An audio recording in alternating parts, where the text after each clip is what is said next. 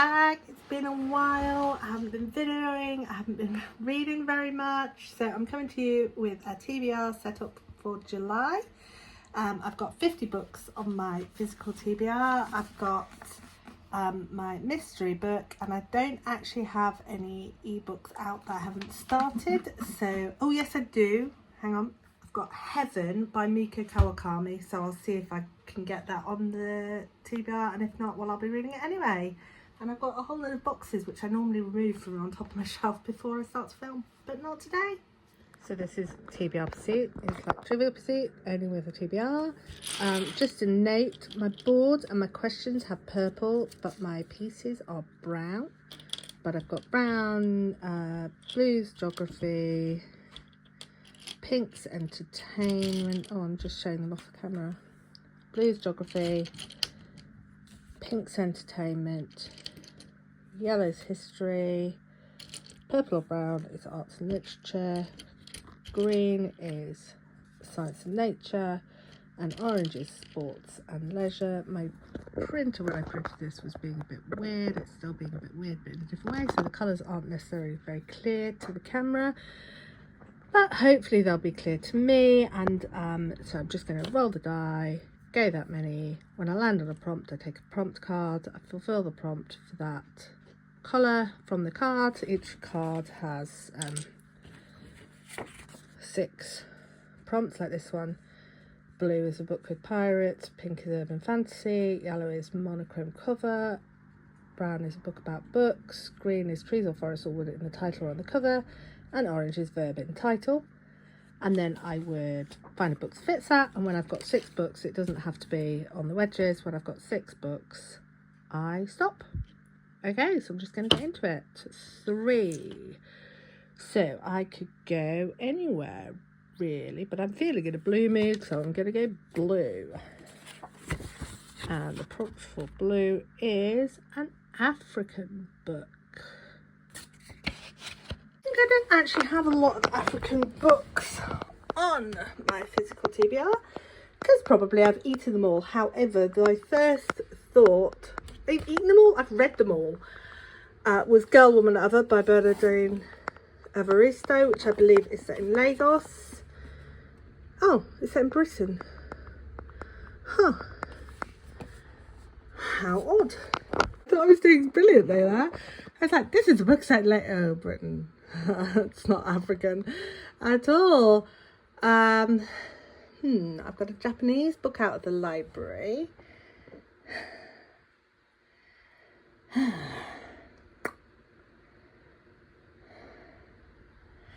me out here. Do you see anything African in here?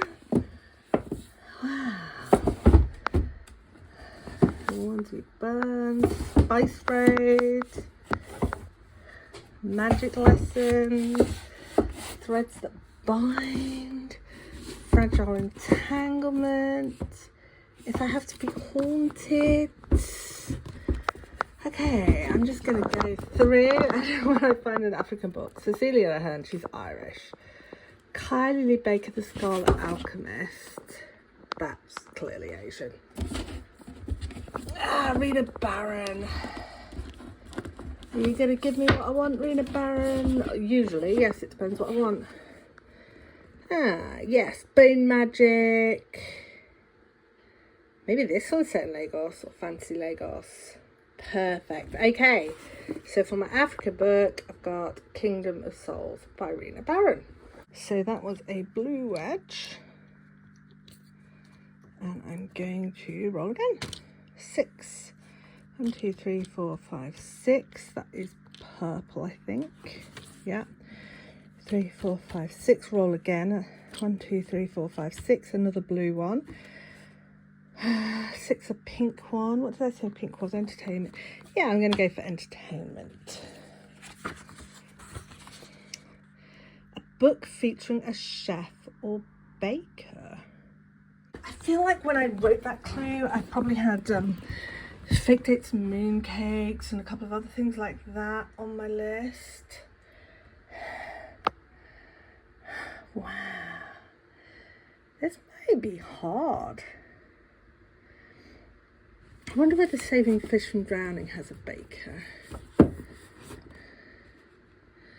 The Patron of the Arts. American Tourists in Burma. Nope.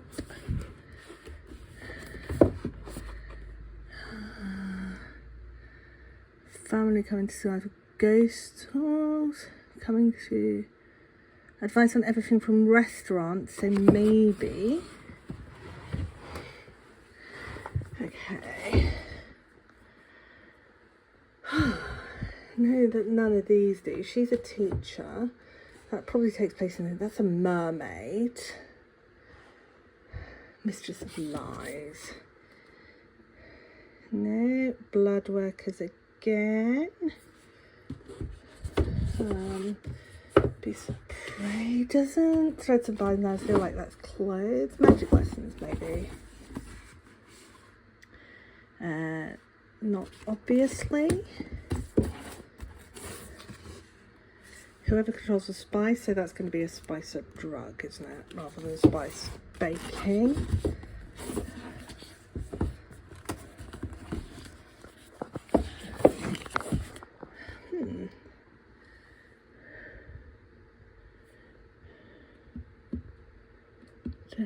Some journalism. That's explorers. There's nothing in there. Oh my goodness. I can make a plan for what happens if I do not find a book, but luckily this one, After the Forest, the blurb starts with them baking gingerbread, so I think that's close enough. Editor Kirsten here, and I managed to not actually record the whole next set of videos, so I guess you understand how TBR Pursuit works by now, and I'm just going to skip to the end where I tell you what all my prompts were and how I'm going to work it next time if I can't fulfill a prompt and show you my books, and I'm really sorry, but hopefully next time I'll do better. Okay, so I've got a TBR and I did pick something for every prompt. Some of those are really hard, and so I've come up with a new rule, which is if I really can't come up with something, I'm going to pull from my prompt jar, not my prompt jar, my jar of titles, and they just say things like Lost Fleet Campbell. Oh, that was a bad example because that's a series. After the Forest, Woods, which actually is on my TBR, and they are things which, when I put this together, had been on my TBR the longest, like my real TBR vets.